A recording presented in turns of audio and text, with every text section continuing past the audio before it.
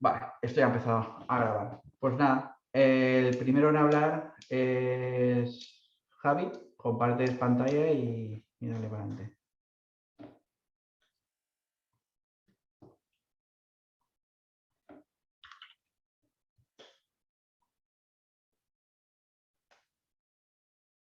Estás muteado, Javi. Sí, pero espérate, que ahora me dice que tengo que darle permisos al Zoom. Espero que no me... ¡Hostia! Me toque salir. Bueno, pues nada, te esperamos. Venga, un segundo. Problema técnico, otro problema técnico. Estamos disfrutando esta tarde con esto. Luego, no os lo he dicho, pero luego haremos unas breakout rooms de estas para que preguntéis a cada uno de los que ha explicado, de los que ha hecho una charla, pues si queréis ver algún detalle o ver alguna cosa extra. Preguntas, sobre todo, porque si hacemos las preguntas después de la charla, como que se hace muy, muy largo. Vale. Y Javi parece que ya está ahí otra vez y ya está compartiendo pantalla. Le voy a decir que se desmutee.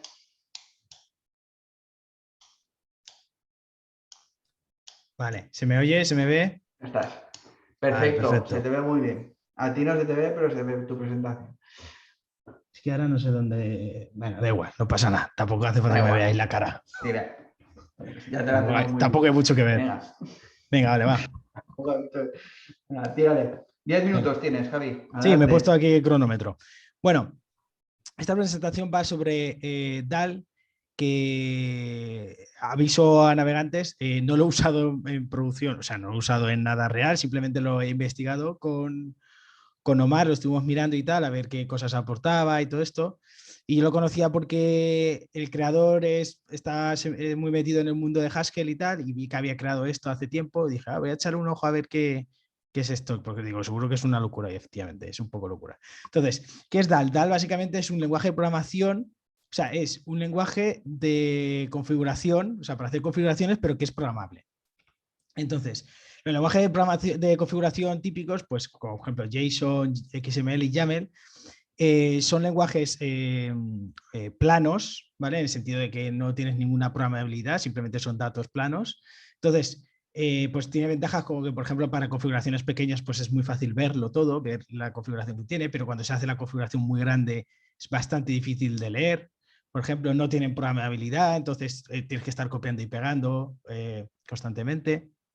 Luego, por ejemplo, XML sí que tiene una cosa que eran los esquemas, que sí que te permitía por lo menos comprobar que tu XML ya seguía, o tu configuración seguía algo que creías que era más o menos válido, pero es bastante verboso. Luego YAML, por ejemplo, tiene problemas de seguridad. Entonces, cuando se te quedaban estos lenguajes cortos, normalmente la gente lo que hacía era pues pegar el salto al otro extremo, que básicamente es decir, bueno, pues en vez de usar un lenguaje de estos, uso un lenguaje de verdad, o sea, Ruby, Python, Scala, una cosa así, que es que lo tiene todo, ¿vale?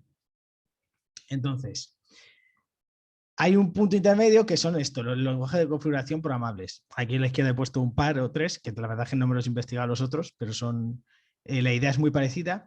Y lo que te permiten es, pues básicamente, evitar la repetición, poner un esquema para que lo puedas validar, ¿vale? Y normalmente no son lenguajes de programación completos, en el sentido de que solamente se puede utilizar para hacer configuraciones. No es como si utilizas Ruby o Python, que además de generar configuraciones, te puedes meter ahí un servidor HTTP o puedes hacer lo que te da la gana. Aquí está, es más que un YAML, pero menos que un lenguaje de programación. Vale, y luego veremos qué características, qué cosas puedes hacer y qué cosas no puedes hacer.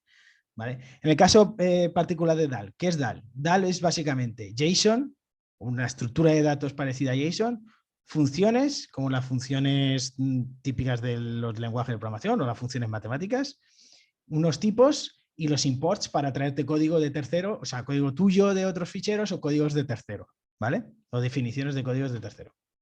Entonces, por ejemplo, lo que vemos arriba es la definición de una estructura de datos en DAL, por ejemplo, que básicamente son como unos hashes key value, pues tienes el key home con el string home bill, el private key y el public key, ¿vale? Y luego, eso es, dijéramos, el tipo de dato de DAL.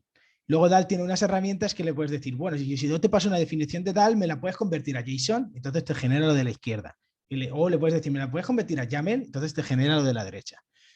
Lo interesante es que DAL genera siempre estructuras de datos con el formato de arriba y luego es capaz de generar cosas en JSON, en YAML o en estructuras de datos, por ejemplo, de lenguaje de programación. Le puedes pasar a la librería de Ruby de DAL, le pasas una definición en DAL y te genera un hash de DAL, de Ruby directamente. ¿Vale? Luego las funciones. Las funciones son, pues, como están un poco definidas, como esto viene, el chico este viene de la programación funcional de Haskell, pues está un poco definido así, ¿no? Pero con esta sintaxis así un poco como de Haskell y tal.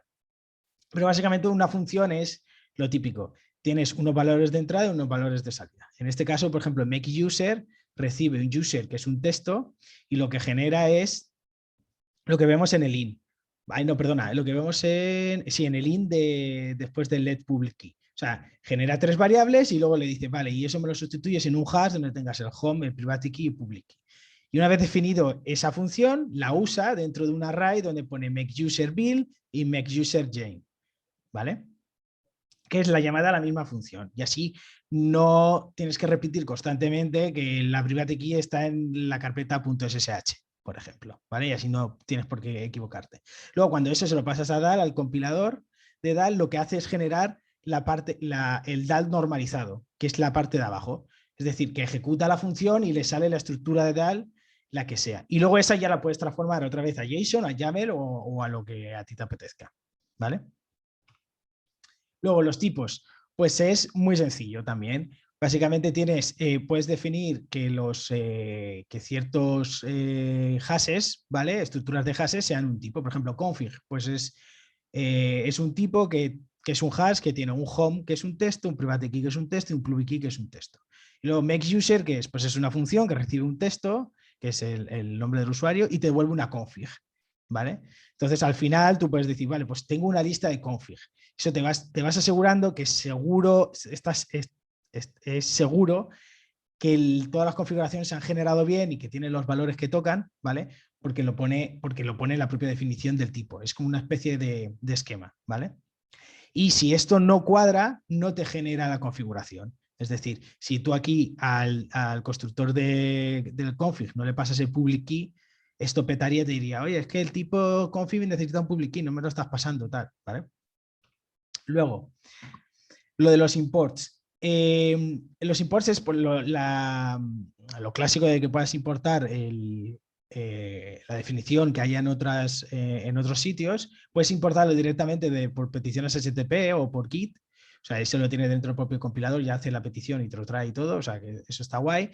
Y luego le puedes poner el hash de cuál es la versión, dijéramos, que quieres de esa definición que estás importando. Una cosa súper interesante de esto y la vuelta de tuerca es que el hash que se genera no se genera sobre el código que está definido en el fichero que estás importando, sino que el hash se genera sobre el AST o la estructura que resulta de ejecutar el código de la izquierda, ¿vale? Y de normalizarlo.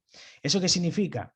Pues significa que si tú haces, como por ejemplo en este caso, si haces cambio de nombre de variables, como el comportamiento del código no ha cambiado, el hash no cambia, ¿vale? Porque el código que estás ejecutando sigue siendo el mismo, ¿vale? Porque luego veremos por qué, pero te aseguras de que siempre se va a seguir comportando exactamente igual, aunque le cambien el nombre a las variables, aunque le cambien de orden a las funciones o cambien cosas, mientras no se cambie el comportamiento, no cambia el hash.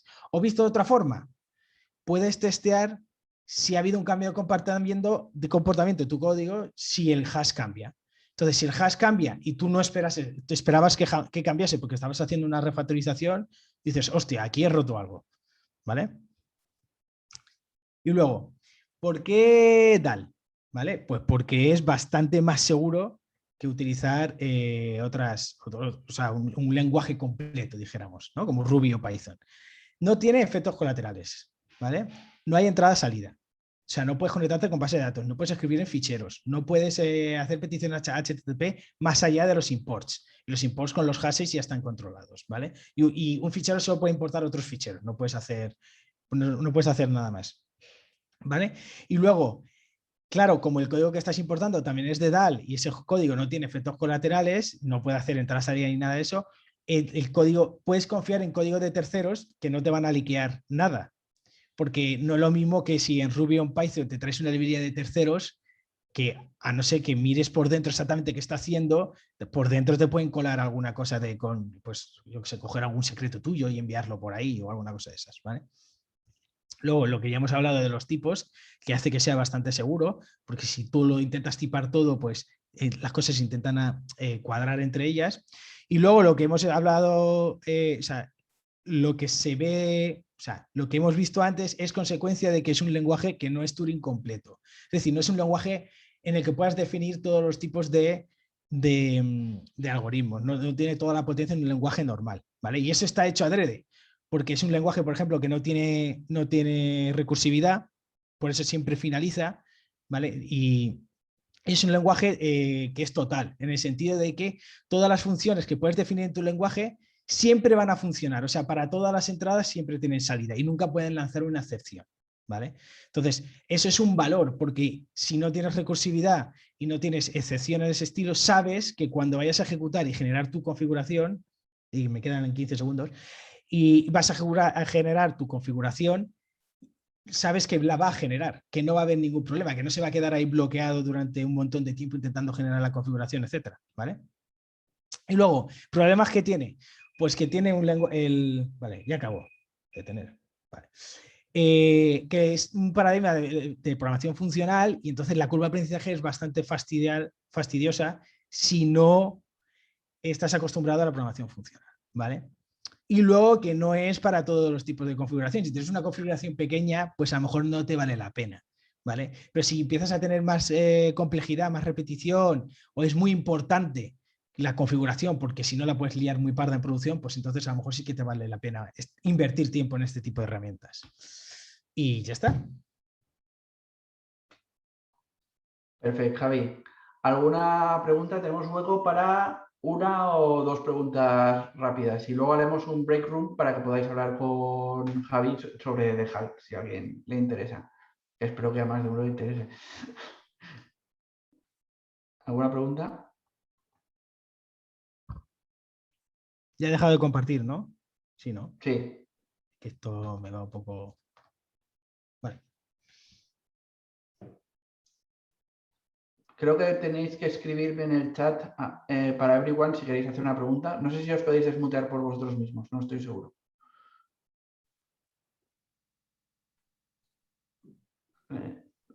Y que parece que... No. Sí. Juan Carlos pregunta de dejar. No, si acaso, yo había oído hablar de otro de los lenguajes que han comentado, el QLang o algo así. Y si acaso mi pregunta era si conocéis pues ventajas o inconvenientes de unos frente a otros. Pues la verdad es que no. O sea, me lo miré así por encima y tal, pero la verdad es que no me lo miré muy a fondo. Y lo miré hace tiempo, o sea que no, la verdad es que no lo sé. La verdad es que no lo sé. Vale, nada, gracias. Yo también, Juan Carlos, conocía QLang antes de dejar y he hecho alguna prueba con QLang y estaba con Javi con dejar. Y lo bueno y lo malo que tiene dejar es que es funcional y te comes que sea funcional. Y eso no te va a pasar con QLang. Pero básicamente el objetivo es más o menos el mismo. O sea, no hay más.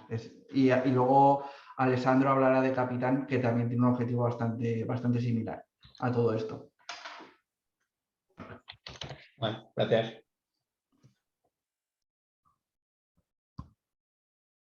Vale, ahora iba a ir Erika, pero ha tenido otro problemilla técnico, o sea que voy a ir yo, Erika irá la última. ¿Vale? Entonces, voy a ir compartiendo mi pantalla y mis cosas. Un segundito.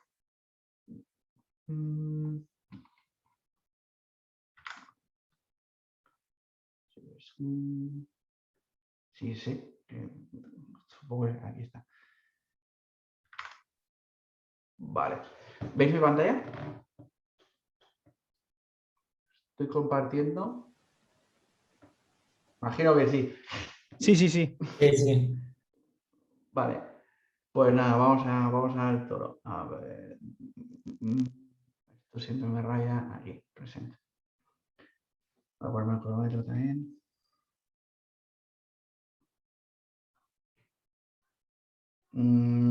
Loading, no sé por qué. Ahí está.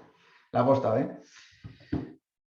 Vale, pues os voy a hablar de YAML. No creo que me lleve ni 10 minutos ponerlo a caldo, pero vamos a ver qué sale. Vale, para los que no me conozcáis, soy Omar, SR en Flywire, y podéis seguirme en este Twitter. Cuestiones generales sobre YAML. Pues lo primero, ¿qué es YAML? Pues aquí dicen que es un acrónimo recursivo para YAML Ain't Markup Language. Así que YAML no es otro lenguaje de marcado. Esto viene un poco como antítesis, porque cuando se creó YAML lo que estaba de moda era XML. Entonces supongo que ahí estará la broma. Si es que hay alguna broma detrás de esto, que no lo sé. Se supone que es human readable para serializar datos. La gente lo usa para configuración. Y se pronuncia YAML, como en camel, para saberlo. Es súper popular, ya veis, se usa en un montón de sitios, en Kubernetes, Docker Compose, Ruby on Rails, Ansible, Prometheus, y podría seguir aquí la lista con un montón de cosas. Vale, tiene casi 20 años, ¿vale? El 11 de mayo cumple 20 años y fue diseñado por esta gente. ¿Vale? Pues Clark Evans, Inky.net, Oren Benkiki, pues que habría que conocerlo ya que usamos esto. YAML se usa casi todos los días a día de hoy. O sea, habría que darle un gratitud por lo menos. Bueno, aquí dice que YAML, ellos diseñaron YAML pensando en que tenía que ser algo fácil para leer para los humanos. A veces no es tan fácil para leer. Cuando la configuración es larga, hay mucho identado, no sabes por dónde vas, 250 líneas de tu configuración de Kubernetes con todo ahí metido, pues a veces se hace un poquito complicado. Tiene que ser portable entre lenguajes de programación. Esto entiendo que pasa porque el mismo YAML que tú pones en Ruby debería funcionar en Golang. Pero igual no, igual si tienes algún tipo o alguna movida, pues te lo comes igual. Pero bueno, en principio es así. Se supone que machaca las estructuras de datos de los lenguajes ágiles, que esto tampoco está muy claro qué quiere decir, pero bueno, se supone que si tú pones un booleano, para ti luego en Ruby será un booleano dentro de tu código, ¿vale? Esto no tengo ni idea de lo que es. Estuve buscando a ver si alguien decía algo, pero nadie entendía qué quería decir. Que tiene un modelo, que tiene un modelo consistente para herramientas genéricas. Pues un modelo consistente para herramientas genéricas. Pues ahí lo dejamos. ¿Vale? Soporta procesador un paso, eso parece que es verdad. Es expresivo y extensible, pues sí, también diría que sí. Y es fácil de implementar y usar. Bueno, lo de implementar, si alguna vez habéis hecho una librería que pase YAML, pues igual tampoco es tan fácil, ¿eh? No es tan sencillo, ¿no? De hecho, creo, por ejemplo, si te vas a la librería de Toml de Ruby, es muchísimo más pequeña que la de YAML, es mucho más sencilla, ¿vale? Toml, por ejemplo. Vale, siguiente. ¿Y por qué YAML a veces me cabrea y creo que a mucha más gente le cabrea? Voy a poner algunos ejemplos de por qué a veces me cabrea un poquillo el YAML. Normalmente las mayores tonterías y mayor desperdicio de tiempo que he tenido con YAML ha sido siempre la indentación, pues algún espacio que se me ha ido, alguna tontería así. Hay que ser muy precavido con la indentación. Esto aquí en este ejemplo parece fácil, pero luego en la realidad no es tan fácil. ¿Vale? Esto está guapo, porque por ejemplo puedes tener un YAML súper largo con un montón de elementos dentro del YAML y el YAML te va a pasear igual si 7 elementos de esa lista no están ahí. Es decir, no te va a decir que ese fichero ha sido truncado. O sea, hay que tener cuidadito con eso. No hay nada que te cierre al final del todo, como puede ser un JSON, que tienes ahí las llaves para ir cerrando, etcétera, etcétera. Aquí no, te lo papas. ¿Vale? Booleanos, son graciosos. Aquí esto es un ejemplo que encontré por ahí que está guay, que es alguien definiendo en un JSON una serie de diálogos de una película, del Padrino en este caso. Y claro, el tío cuando estaba definiendo, cuando veía el JSON, que le aparecía a partir de este YAML, se da cuenta que en Clemenza, en vez de decir yes, pone true, porque en JSON, yes y true es booleano y es lo mismo. Y entonces, pues puedes tener algún estropicio. Sí, lo que querías era tener yes ahí y en vez de true. Esto también pasa, pues, por ejemplo, con Noruega. El típico caso de country codes, y Noruega lo abrevias como no. Pues esto va a ser un false en vez de un no. Y entonces en tu lista de países, pues tendrás un false, un país que el acortamiento es false en vez de no. Vale. Luego aquí también hace algunos híbridos con lo que es los números y las cadenas, ¿vale? Pues, por ejemplo, esto es normal también en casi todos los lenguajes, pero bueno, también vale la pena remarcarlo. Este se va a manejar como un float, ¿vale? El que no tiene comillas, y el que tiene comillas obviamente se va a manejar como un string, ¿vale? Si estás jugando con versiones y cosas así, pues es un float o es una string. Y luego esto, cuando tienes más de un elemento con los puntos, se maneja como una string. Bueno, para que se sepa, ¿vale? Eso alguna vez también ha dado por ahí por saco. Luego esto no lo sabía y lo vi también por ahí buscando cosas que enfadasen a la gente con YAML, y son que las claves son octales, que es un poco raro. Entonces, si tú pones aquí un 13, en esta clave se va a convertir en un 11 en tu resultado, porque es octal y tú lo vas a manejar en decimal. Entonces es un poco raro también, ¿vale? Luego, algo que también me suele sacar mucho de quicio son los text blocks, ¿vale? Que hay que acordarse que solo la primera línea es la que va identada y luego puedes poner el resto de líneas como tú quieras cuando usas el pipe, ¿vale? Luego, si usas un pipe y las líneas están indentadas después del pipe o no, van a ser barra n, siempre al final de cada una de las frases o de los strings que tú pongas aquí, ¿vale? Si tú pones un menos y un pipe, eso quiere decir que el último barra n te lo come, ¿vale? Si tú pones, esto lo he duplicado, mira, he duplicado el ejemplo. Si tú pones un mayor que, él lo que va a hacer es tratar esto como una lista de elementos y te lo va a poner todo en una string. También creo que es algo que hay que saber y algunas veces te puedes volver un poco loco. Para eso, sobre todo si no sabes si el YAML no lo has hecho tú o cualquier otra cosa. Y ahora, pues bueno, algunas recomendaciones sobre YAML, ¿vale? Básicamente, usar un linter. Cualquier editor de texto tiene plugins para esto. Puedes usar herramientas como YAML-Lint. Intentar usar YAML para configuraciones que no son muy complejas, no sé, para cientos de líneas o algo así, y que realmente son human readable, porque luego puede haber problemas y otros programas, otros lenguajes de configuración, como nos ha enseñado Javi o como nos va a enseñar Alessandro, que son específicos para configuraciones complejas, porque si no te puedes pegar un tiro con la configuración compleja. Y usar testing y testear los YAML files para evitar todo ese problema de tipos que puedas tener, sobre todo en lenguajes no tipados como Ruby y tal. Y ahora aquí algunos truquillos que os podrían ser útiles. Por ejemplo, lo de los anchors para hacer configuraciones más pequeñitas y no repetirte a ti mismo. Es decir, puedes tener una serie de pasos prehechos y luego referenciarlos en el siguiente objeto, ¿vale? Vale, y luego acordarse que se puede mezclar con JSON, porque al final YAML es un superset de JSON. Puedes hacer esta guarrada por si te viene bien. Muchas veces vemos este array en esta forma, porque todo lo que vale en JSON vale en YAML. Y luego otra cosa que muchas veces también me saca de quicio son los ficheros YAML o IML. según el estándar, pues recomiendan usar YAML como extensión para el fichero, pero esto no tiene ninguna implicación real más allá de la visual. Y ya estaría.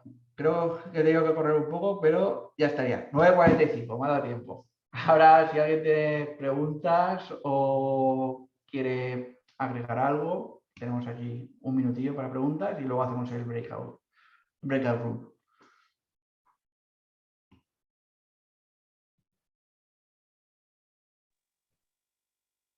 ¿No? Vale. Pues el siguiente es Alessandro. Next one is Alessandro. Alessandro is going to do the talk in English. Okay, there is a question here from Eduardo. So let's answer Eduardo's question. Hola. Sorry, do you prefer me to speak in English? Mejor en español. Mejor en español. Vale, okay. Solo vamos a hacer la charla de Alessandro. Ok. Has comentado ahí que como recomendación se puede testear el YAML. ¿A qué te refieres exactamente? Me refiero a que tu código tenga cobertura de test para poder probar que cuando le pasas algo de configuración raro, no tienes problemas. Por ejemplo, la parte de no, pues esperar hay algo que sea de Noruega. En caso de Noruega, Vale. pues esperar que no haya un booleano ahí o que no entre un false, por ejemplo. Vale, algo así. vale. O sea, pero sería a nivel ya de aplicación, no en sí el YAML, ¿no? No en sí el YAML, porque al final no tienes un esquema tampoco para validar Vale. ese tipo de cosas. Claro. Y no hay ninguna herramienta, bueno, has comentado un linter, pero no hay ninguna manera de ponerle esquema al YAML, ¿no? Supongo que habrá algún truco, porque al final es un JSON y supongo que el JSON lo podrás validar contra algo. O sea que algún truco habrá, pero no es inmediato. Ok, gracias. Hola, ¿se me escucha ahora? Sí, dale, vale. Agustín. Quería yo solo comentar, fruto de mi experiencia, es si vas a poner un string, ponlo siempre entre comillas. Sí, es una recomendación que se me ha olvidado. Ponlo siempre entre comillas porque si no te ahorrarás disgustos y vamos, usar un editor decente y ya está. Lo que comentaba, entiendo que sí se podrá hacer con JSON esquema y validando de alguna manera, pero al final el YAML es un formato de intercambio de datos, con lo cual pues todo eso tiene que ir a la capa de aplicación, que es el modelo que tendrá que validar desde el punto de vista de negocios si es válido o no es válido. Correcto. Lo que hemos dicho, que puede haber algún jibiri por ahí, pero luego si queréis lo discutimos en el breakout room y le damos paso a Alessandro. Alessandro, whenever you want, your turn.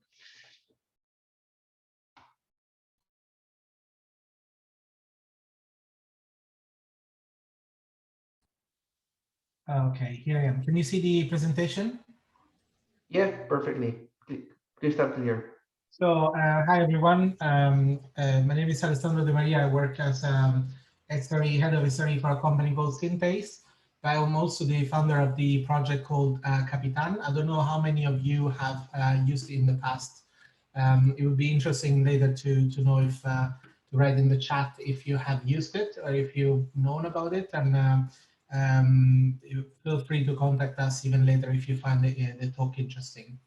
So this is a presentation I ran a couple of months ago for a YouTube channel. I'll just go through it very quickly. 10 minutes is not enough to say much about Capitan, but I want to go quickly through that, and then perhaps I can show a little bit of a couple of examples just to see exactly what we are talking about. So, so first of all, the reason why we created Capitan was to make sure that we could deal with the complexity that has been created with, especially with Kubernetes. Because when I started using Kubernetes, I think it was 2017. I don't want to say anything, say rubbish. It was a very early usage, and pretty much there were no tooling for managing the resources needed for Kubernetes. And all the resources ended up being, lots of files. 60–70% of it is totally boilerplate. Only some part of the resources defined in Kubernetes are actually specific to your application. And there are also lots of information related to your to specific environments. So you have dev, prod, and so on. So these resources come from a number of sources like Helm charts, customized controllers. There is like so many, there is so much complexity now around Kubernetes that makes it very difficult to understand which tool to use in every situation. So perhaps you will use Helm to deploy a chart that you have somewhere, then you use customized to do something else. Then you have your own application, and perhaps because you cannot be bothered to create a Helm file, you just create like a little YAML and you go with it. So I'll go through as I said, a bit quicker through this, but the point is that there is not just Kubernetes. There are many other things that we need to configure within our infrastructure. So we need to configure Terraform, Istio, Spinnaker, Ansible, Prometheus, databases, lots of things that need to be looked after. And when you deal with only Helm, for instance, or when only deal with Kustomize, they tend to be very specific only for Kubernetes. They tend to only solve the problem for Kubernetes. Before talking to Omer, he said that it's a little bit like using a RPM package at the end. You know, it's just that specific component that gets deployed and nothing else around it. So our objective was to make sure that the Kapitan would be the source of configuration for everything you might have in your configuration, be it Terraform, be it Kubernetes, or even some internal tools that you use internally, some internal system that requires YAML or JSON or something else.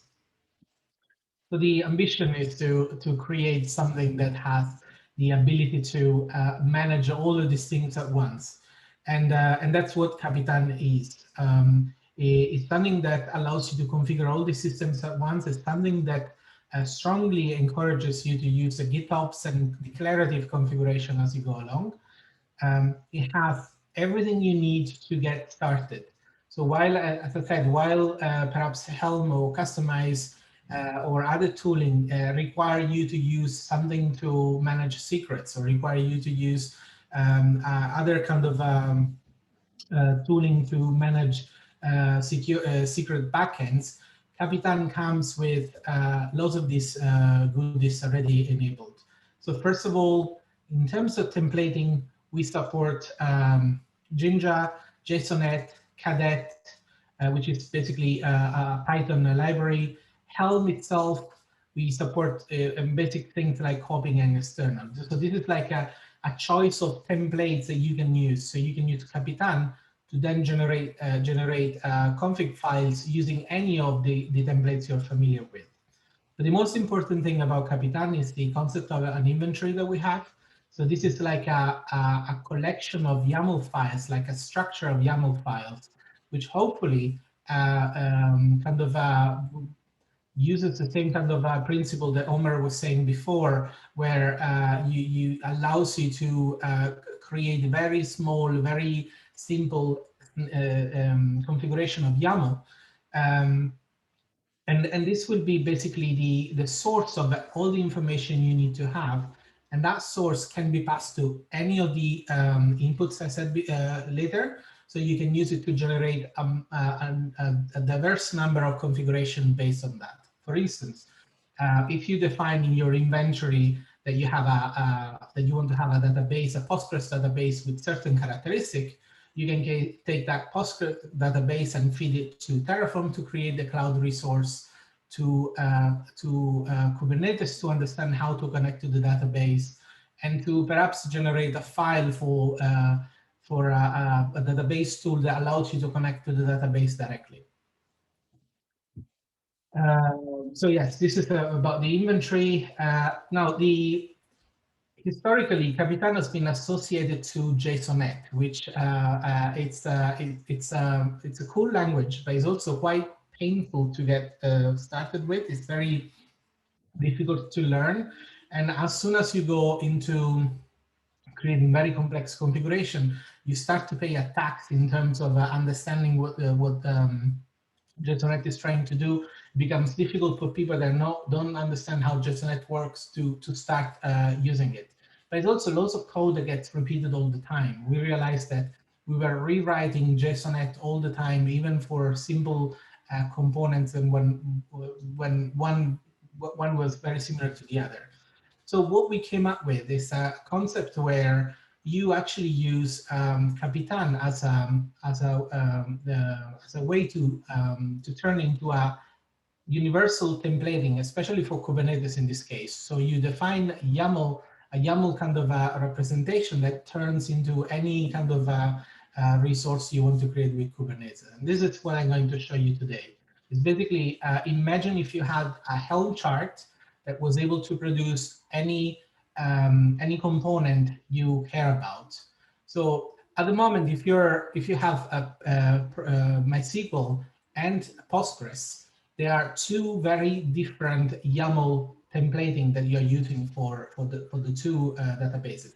Although pretty much you can imagine they would have the same kind of characteristic at the end. It would be like a server running with some env variables, with some configuration files, with some ports exposed, and so on. Yet the difference between the two Helm charts are drastically different one from another.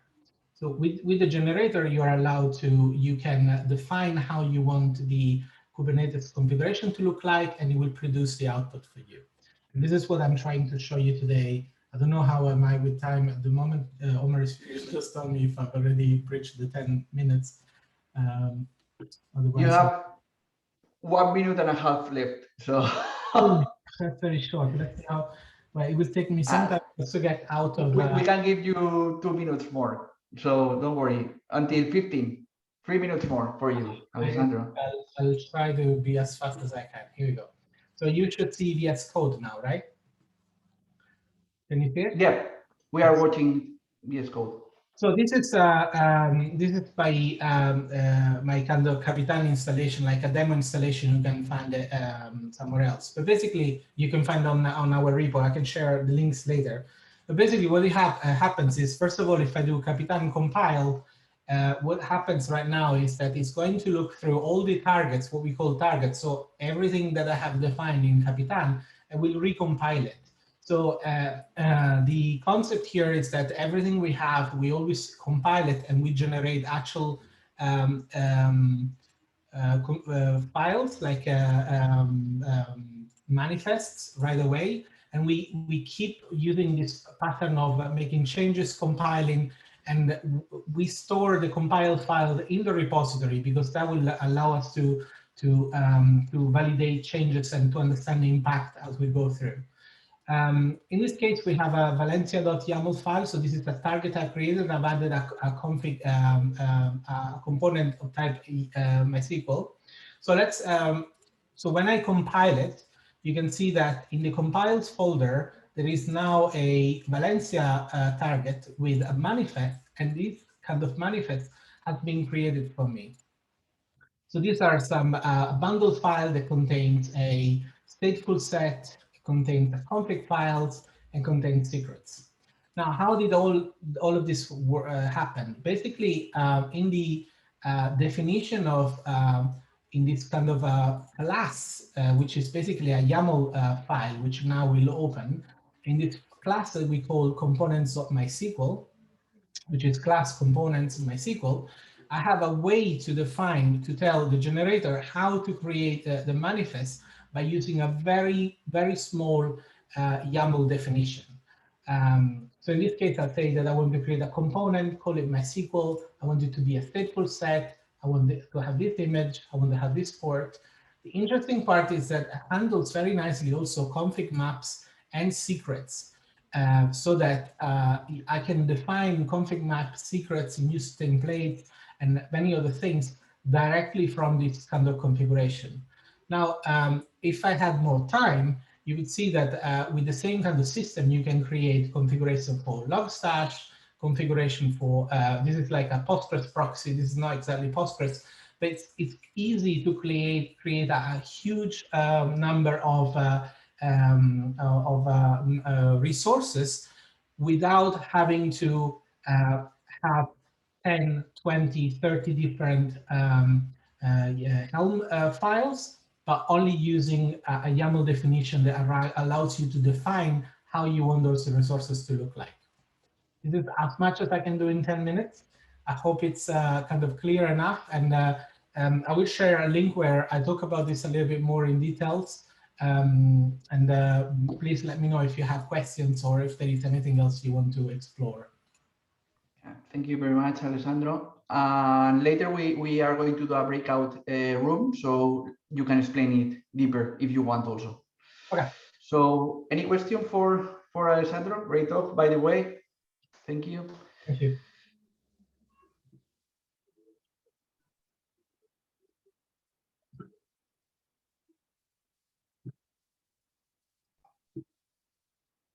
Questions there?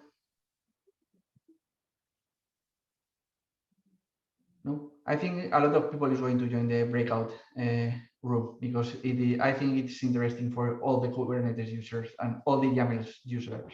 So thank you. And next one, siguiente, Erika. Hola. Hola, cuando quieras. ¿Me compartes tú la pantalla o la presentación? Vale, o... sí. Si quieres te la comparto yo sin problemas. Sí, no volvemos a tener más problemas técnicos. Vale. Vale. Tú me dices cuando pasamos a la siguiente. Vale. Vale. Vale, ahí vamos.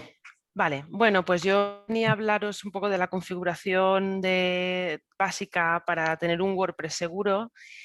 Como sabéis, WordPress es un gestor de contenido que actualmente representa cerca del 60% de los sitios web que hay en Internet respecto al total de gestores de contenidos.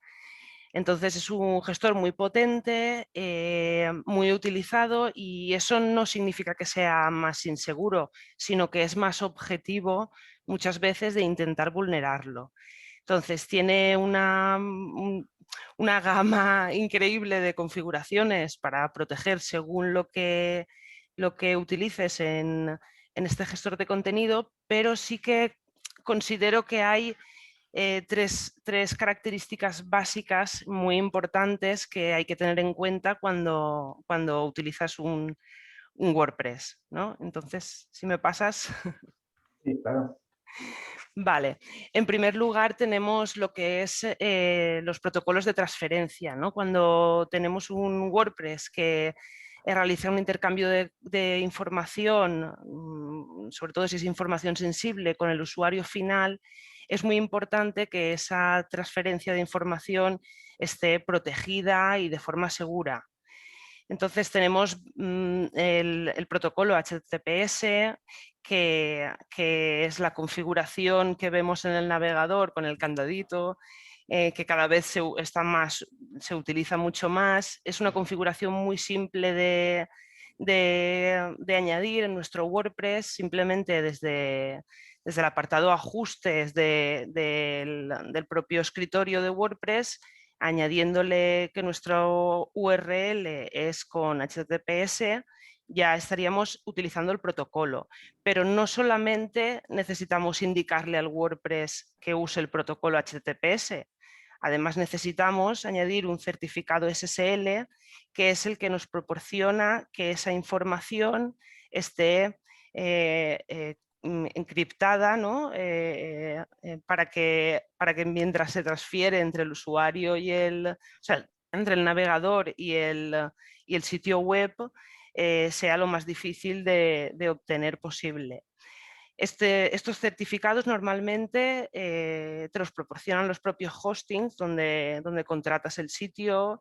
Hay diferentes gamas de certificados, los hay gratuitos, los hay de pago. Según la necesidad de la información que tengas a proteger, pues puedes usar un certificado con un tipo de criptografía más elevada o menos, según lo que necesites. Pero sí que es importante, incluso simplemente para una visita de un usuario, que esa información que va a guardar en su navegador, de visitas, de cookies, que todo vaya siempre protegido. Y por tanto es muy importante cuando configuramos WordPress siempre utilizar el protocolo de transferencia HTTPS con el certificado de SSL seguro. Y esta sería una de las primeras principales configuraciones que hay que tener en cuenta cuando utilizas WordPress, como cualquier otro gestor de contenido. ¿Pasas, por favor? Sí. Y bueno, otra de las características más importantes también que considero en cuanto a la seguridad de WordPress es proteger la autenticación de usuarios. La principal sería las contraseñas seguras. Mucha gente no le da importancia, utiliza contraseñas muy simples y hay que tener en cuenta que existen bots, programas, incluso ciberdelincuentes que pueden ir a intentar obtener la contraseña de un usuario de WordPress para poder acceder y hacer lo que quieran. Entonces, hay que tener en cuenta también que muchas veces se utilizan librerías de contraseñas que van probando. Puedes poner otros métodos de seguridad para evitar que este tipo de intentos, se suele llamar, perdón, ataques de fuerza bruta, ¿no? Y utilizan estos diccionarios de contraseñas que pueden ser protegidos de otras formas, pero al final siempre están latentes, intentando acceder, probando, por lo que es muy importante usar contraseñas que no se hayan utilizado, que no sean comunes, palabras comunes, incluso nombres de dominio o palabras que aparezcan muy repetidas en la misma página web, porque muchas veces incluso se hace un rastreo del contenido de las páginas web y se utilizan esas palabras y se hacen combinaciones de ellas con números y diferentes técnicas para intentar obtener estas contraseñas.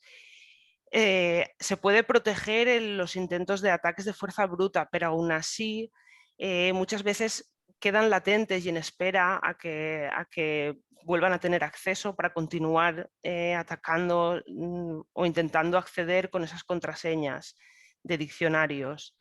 Por lo que es muy importante tener unas contraseñas largas, con muchos caracteres extraños y difíciles, que no sean palabras comunes.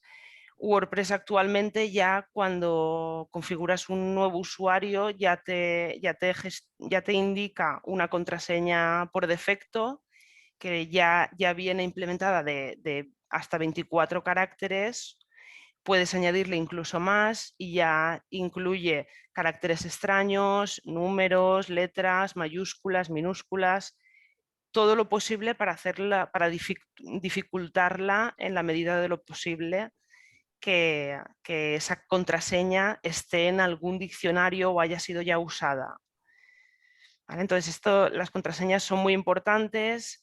A la gente le cuesta mucho entrar en razón en el tema de las contraseñas, pero es muy importante que utilicen contraseñas cuanto más largas mejor y cuanto más caracteres y más dificultosas de entender. Si es más dificultosa de, entender, de recordar para nosotros, también lo es para que la obtengan.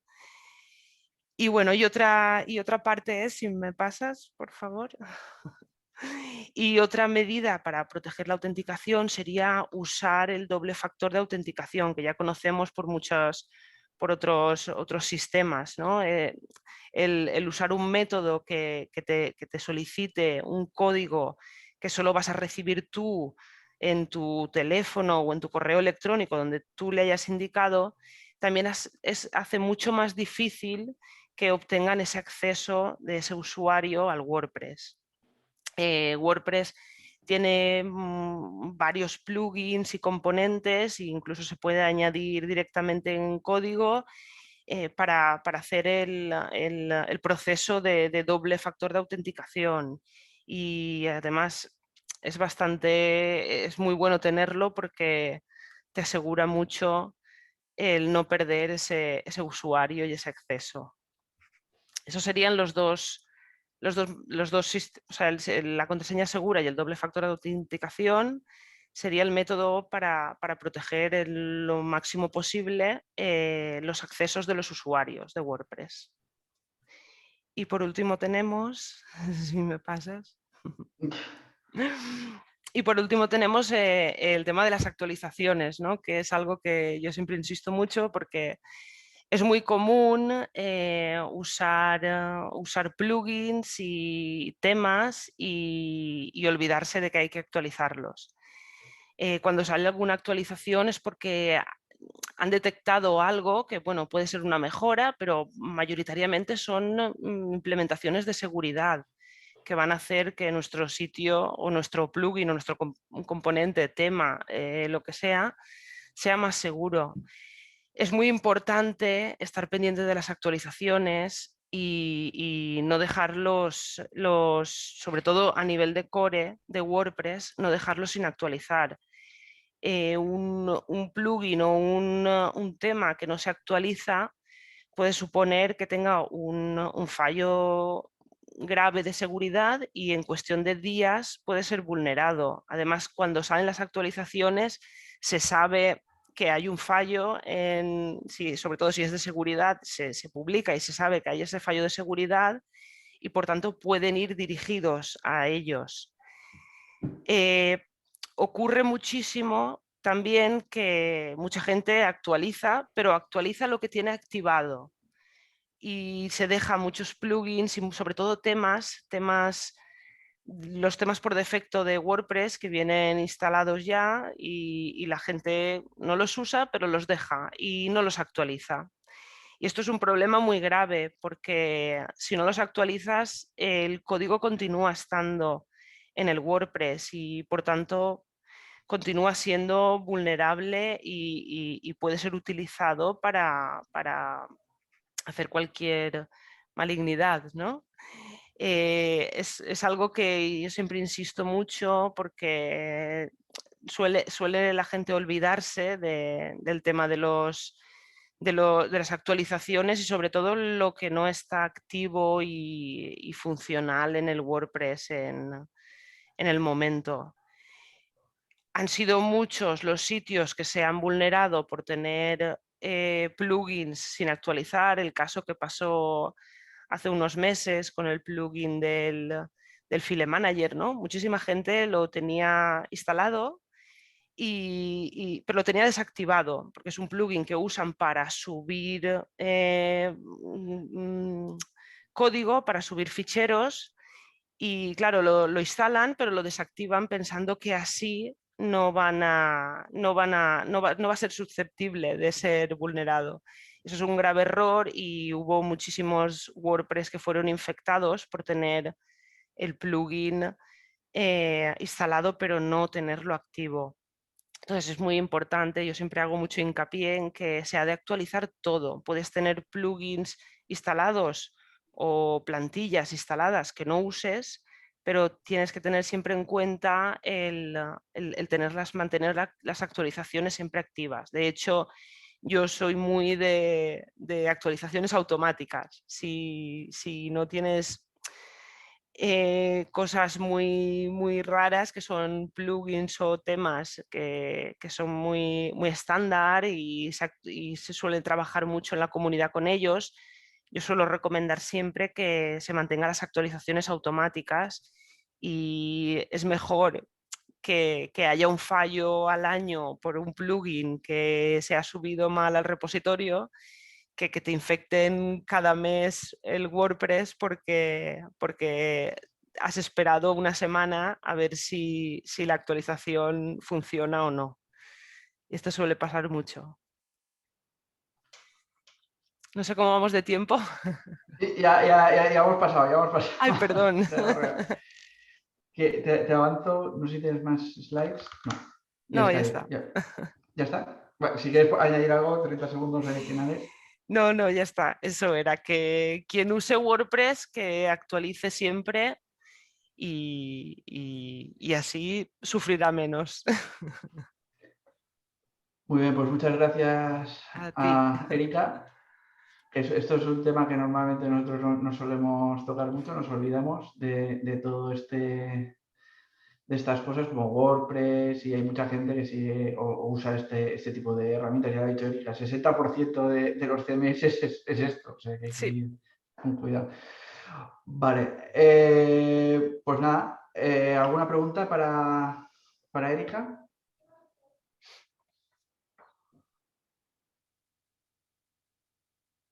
No. Solo voy a decir buena charla. Gracias, Erika, por ella. A vosotros. Está bien recordar siempre estas cosas, que siempre a veces se nos pueden olvidar.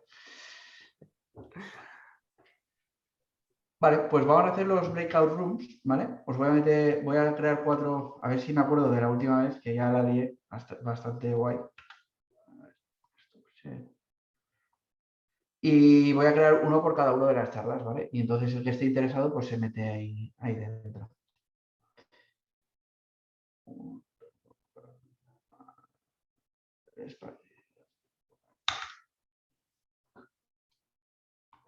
Okay. Esto va a ser...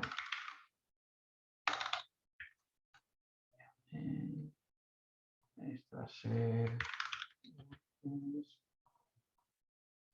Este va a ser...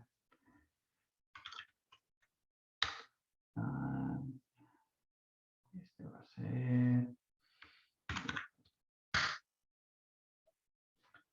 Vale, voy a abrir todas las salas y dejaremos media hora hasta las 8, que yo ya me voy a dormir y a cenar.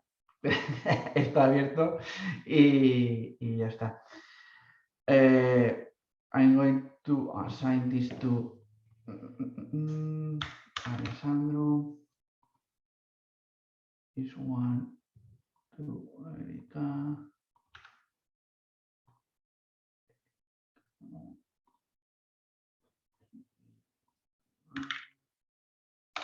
Yo no sé cómo me llamo yo mismo. Bueno, y está para Javi. Vale. Bueno, abro las rooms. El que quiera que entre y el que no entre. Venga, hasta luego.